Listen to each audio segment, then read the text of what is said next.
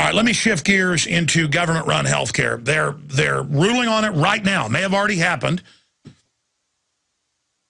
And it's up in the air what's going to unfold.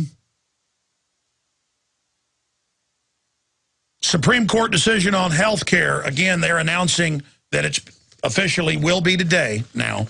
They were saying earlier in the week, this week. It's now today.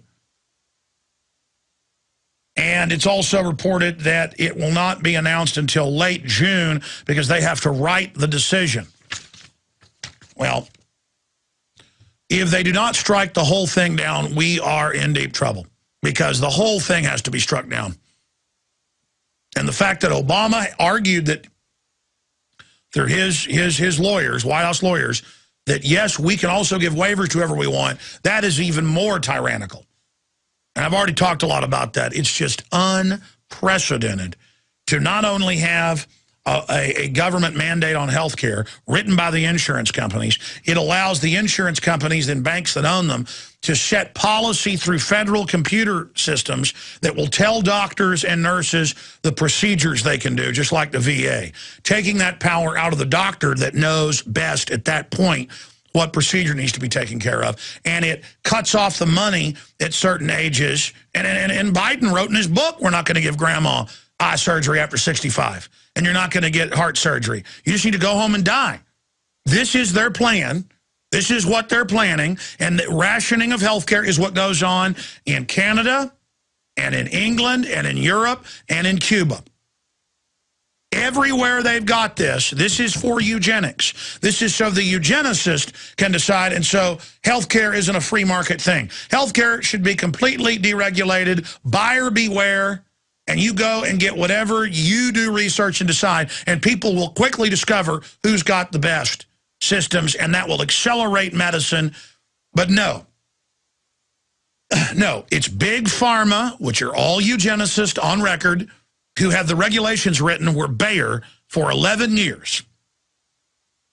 I always say a decade. It was 11 years. Could ship out in Europe, Australia, New Zealand, Canada, the U.S., millions of dosages of factor VIII blood product, platelets, sifted out of blood, that they'd mix all the different types together, knowing it was coming from prisons. Bill Clinton was one of the big ones making money off of it. They would sell drugs to the prisoners, and they would give the blood every week until some of them died. Doctors blew the whistles. I had them on. They got firebombed. Oh, yeah, I got firebombed. Robbed, firebombed. Had the Hemophilia Society on talking about it, and a week later they get robbed. This is my life. This is the government. I remember that happened in like 99. I tried to call and get those doctors back on. They're like, nope, I'm getting death threats. They firebombed us. They robbed the Hemophiliac Society. We're done.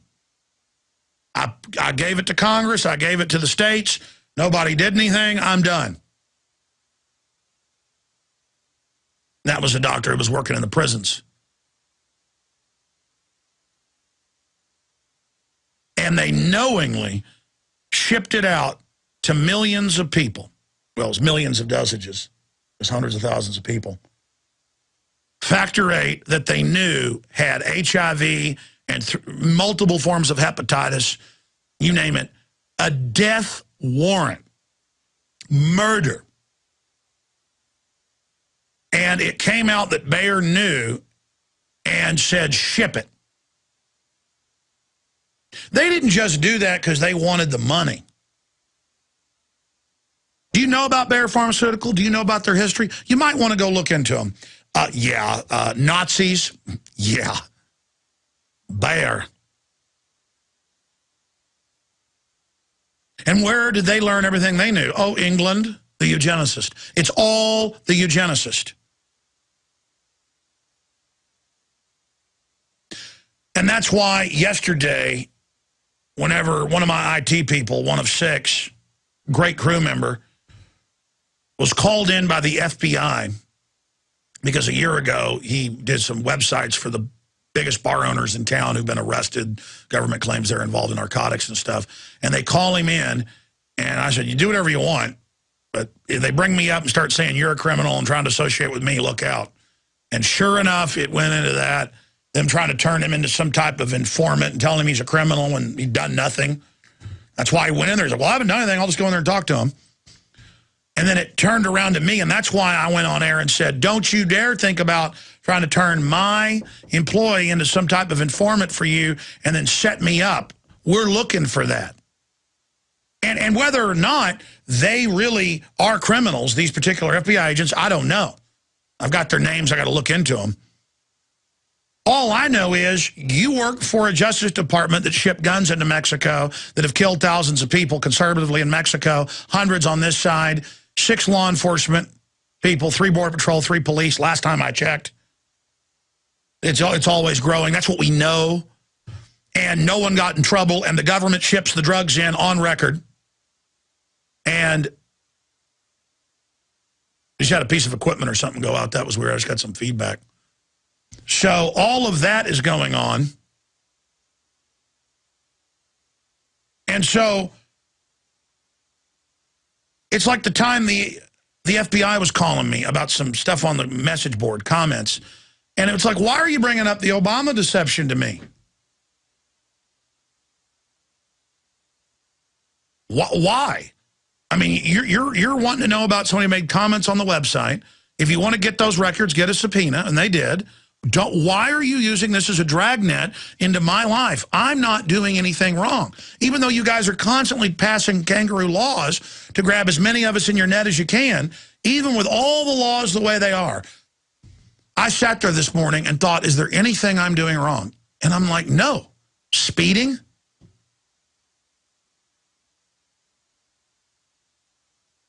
It doesn't matter. The system will make up whatever they want. That's why I'm not for the death penalty anymore. I believe child molesters, killers need to be executed, but you can't trust a government that we've now learned in some cases more than 1/3 of the people on death row are totally innocent, and the system knows. It came out from a prosecutor in Round Rock that this guy had been in jail for decades, and they knew who the killer was, but for their careers, they just said, keep the innocent person in jail. And then when it came out, they did it. This is just north of Austin, where I live. No one even got in trouble. I mean, that's why I don't trust any of you. That's why I expect the worst, because the system wants to make us think we're the bad people and we've all done something wrong. Meanwhile, they're the group that has to be watched. They're the group that can't be trusted. Government is like fire. It's a dangerous servant and a fearful master. You know, I see encouraging signs like the judge for the 2nd time in a row saying release Hatari. They were totally set up, that militia. I knew that day one. It's a shake and bake setup deal just to demonize the Second Amendment and freedom and to create an atmosphere of the government waging war on the American people. That's a good sign. A bunch of states are passing laws or have already passed laws saying police don't secretly arrest citizens, don't help the feds. In fact, arrest feds if you see them doing it. Kidnapping's illegal. I mean, that's government kidnapping under NDAA. People are taking action. If the Supreme Court rules that this is unconstitutional, man, I want to win. I want to turn things around. I want to believe the FBI is good. I want to believe my local police are good. Show me. Show me. I haven't seen a lot of that in my life. All I see is a system always trying to treat me like I've done something. I can't fly to see family and people with my children because I don't want men grabbing my daughters and my son's genitals. That's a no-brainer. It turned out the TSA has files on me and others. Bob Barr's got the intel suing over it, and I'm called an extremist and dangerous because I don't want my children molested? I mean, come on. Sanity is not a crime. Legalize freedom. And the Supreme Court did rule the Second Amendment is the Second Amendment. They added a little proviso that there could be some regulation, but I mean, it wasn't a total attack. So we can win this thing, but we got to recognize good from evil. But right now, I want to show you one of the best places to go on Infowars.com. It's the RSS feed. I've had it for like a decade. I never really talk about it enough. I'm going to go ahead and put that RSS feed up on screen for PrisonPlanet.tv viewers, because I want to just read over some of these headlines for folks. Every day, a new elitist fairy tale. Now they want Earth Hour, where they make you pause and get government brainwashing. Can't make that up. Why would Health and Human Services and every other subsection of Homeland Security, that's right, there's 30 plus agencies under Homeland Security, be buying bullets? They've bought 450 plus million of one caliber of hollow points. Also, exclusive, Iran helps Syria ship oil to China. Concern over National Defense Resources Preparedness Executive Order. Army officially reprimands soldier who spoke at Ron Paul rally. Mysterious Clintonville booms caught on tape. First they said they didn't exist. Then they said they were earthquakes. Now they say just go to sleep. Flashpoint funding. UK doubles Syria rebel cash flow. People that launch missiles and work with al-Qaeda and blow up police stations are called protesters by Anderson Cooper. And it just continues on from there. Again, another article. Disarming America. Homeland Security buys up ammo supplies. Confirmed. Michigan pig ban will affect your domesticated pig. Barbaric abortion policies in China. I have an incredible report on that. Cashless society may be closer than most people would ever dare to know. Big article on that, breaking down how close it is. That is just some of what is coming up. We also have some of the Infowars.com reporter contest videos. Some of the first submissions have gone up because so much of what we cover ends up scrolling off the front page because we're posting so much. It goes into the archives and it goes into Infowars.com/feed. We'll put that back on screen for folks. Infowars.com/feed. F-E-E-D. Infowars.com/feed. And I think we're going to put a link up at the top that just says RSS feed, because it's just such a good way to see everything that we've put in the featured news area. Probably 30 articles a day. Just go through there, whatever we think is most important. Here's some more good news. Court hears arguments in lawsuit against Obama indefinite detention law. Judge asks government lawyers if NDAA can be used on ordinary citizens. I love how the judge is playing this game. The bill says it can be used on ordinary citizens and even non-terror related for any reason. You can be disappeared, killed, tortured. It's all there. It's on record that that's what it says. We had a whole debate about that. People can't believe this is happening, so we have to have a debate about that when it's admitted. And now the president said he wouldn't sign it, but he did. But he says he won't use it, but the power's there. And so now Chris Hedges, Pulitzer Prize winner, who's been on the show, I want to get him back on, a real liberal. You can say what you want about his policies and ideas, but he has attacked Obama. Obama's done everything Bush did and more. All you conservatives that love Bush, you should love Obama. Wars, torture, secret arrest, spying, police state. And by the way, a lot of Republicans do like Obama. I saw a bunch of so-called conservative publications come out when Drudge did that article about how it's martial law with this executive order. And they're like, oh, this has been on the books since the 50s. Yeah, when we're under nuclear attack, martial law, not for any emergency or the threat of an emergency, including civil or economic. And Mother Jones is out, making fun of myself and others that Obama's not taking liberties. We've seen a lot of announcements the last year or two by world leaders calling for global government and global taxes. Biden has come out. We have a quote coming up in the next segment. We want to create a global minimum tax, which means global standardization. And that's what the Organization of Economic Cooperative Development is also calling for. So what they want is to raise taxes globally. They say the average tax that they want worldwide is about 85% federal. You can look that up. Of course, then they're all mega bankers exempt from it all. just like they're exempt from the healthcare mandate. So that's how they operate. So that is coming up. We're going to be talking about the police state with Fritz Springmeier and his research into that coming up in the next segment. Again, court hears arguments in lawsuit against Obama indefinite detention law. Judge asks government lawyers if NDAA can be used on ordinary citizens. A federal court in New York heard arguments Thursday for a preliminary injunction against the National Defense Authorization Act, the bill signed by Obama that legislates for the indefinite detention of American citizens without trial. Just like justices this week asked the White House lawyers, they said, okay, you're saying you won't use this mandate to make people eat broccoli, but you could under this, so let's just take that out. They're like, no, we don't want to take that out. But you said you're not going to use it. And you say you're not going to give people waivers anymore, but you want to keep that in there. You see, if something is on the books that's illegal, you got to get it off.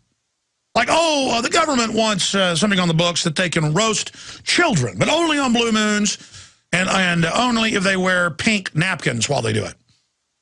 You know, something ridiculous like that. It's like, well, it is in law that the White House can have a barbecue once a year on a blue moon and roast children.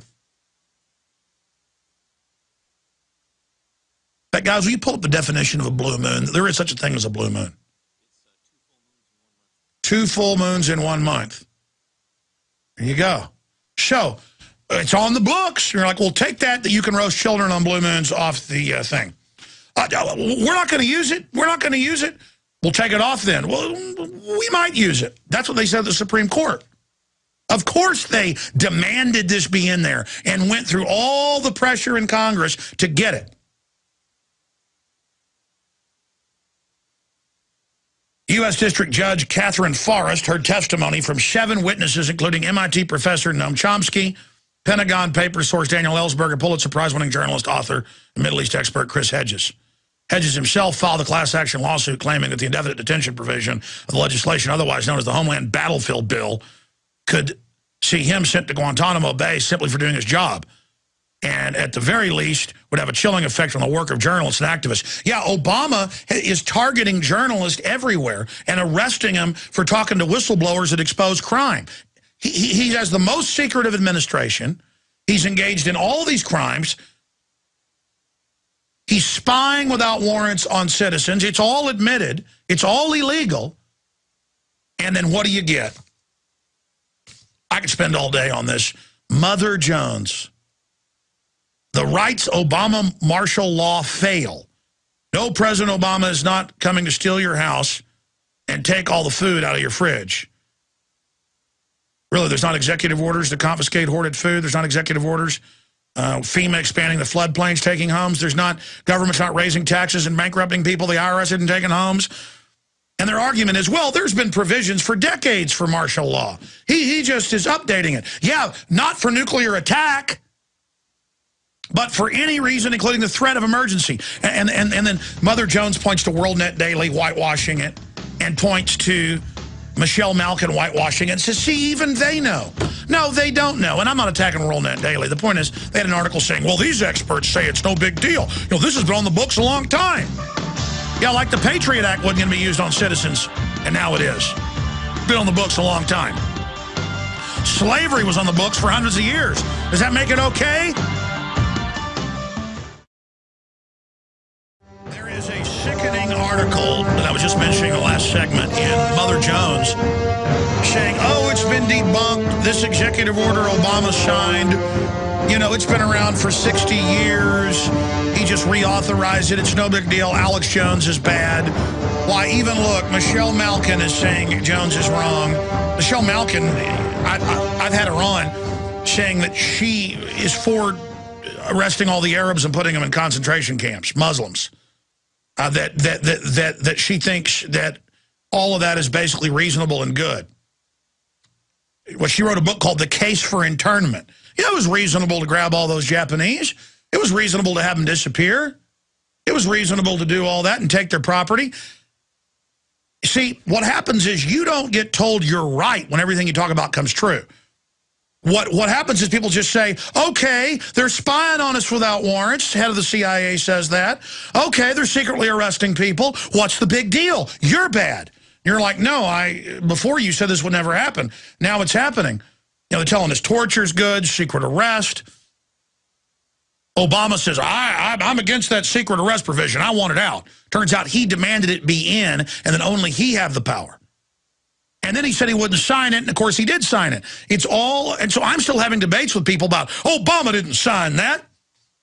Just like people would say, Bush isn't for the assault weapons ban, you know, back 4 or 5 years ago. And I'd say, yeah, he was. Shut up, you liar. And I'd go, no, he really was for it. They just can't believe that their political hero,